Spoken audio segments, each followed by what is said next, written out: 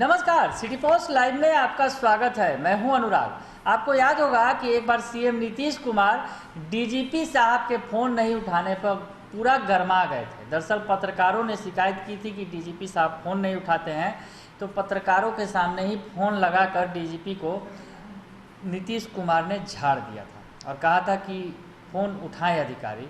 लेकिन अब एक और ऐसा ही मामला सामने आया है जिसमें मंत्री जी का फ़ोन डीआईजी साहब नहीं उठा रहे हैं। जी हाँ, डीआईजी साहब मंत्री जी का फ़ोन नहीं उठा रहे हैं। आपको बताते हैं पूरी खबर। दरअसल नीतीश सरकार के मंत्री हैं श्रवण कुमार, ग्रामीण विकास मंत्री हैं श्रवण कुमार।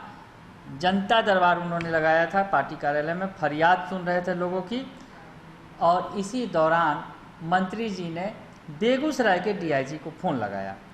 तो बेगूसराय के डीआईजी को फ़ोन लगाया पर डीआईजी साहब ने फ़ोन नहीं उठाया। मंत्री जी को कॉल बैक भी डीआईजी साहब ने नहीं किया। जहाँ तक खबरें मिली लास्ट आखिरी तक कि दरअसल आपको बताएं कि हत्या के इस मामले में फरियादी ने करीब 15 दिन पहले मंत्री श्रवण कुमार से मिलकर निष्पक्ष जांच की मांग की थी। तो इस मामले में श्रवण कुमार ने जब डीआईजी साहब से बात करना चाहा, बेगूसराय का ये मामला है जिसमें श्रवण कुमार ने डीआईजी साहब से बात करने की कोशिश की, लेकिन डीआईजी साहब ने फ़ोन नहीं उठाया और न ही कॉल बैक किया। तो जिस तरह से बिहार में अफसरशाही के आरोप लगते रहे हैं, तो उससे अब मंत्री जी भी आ गए हैं घेरे में। दरअसल आपको याद होगा कि मदन सहनी पिछले दिनों अफसरशाही का आरोप लगाते ही उन्होंने इस्तीफ़ा दे दिया था। हालांकि बाद में उनका इस्तीफ़ा स्वीकार नहीं किया गया और नीतीश कुमार से मिलकर उन्होंने इस्तीफ़ा वापस ले लिया था।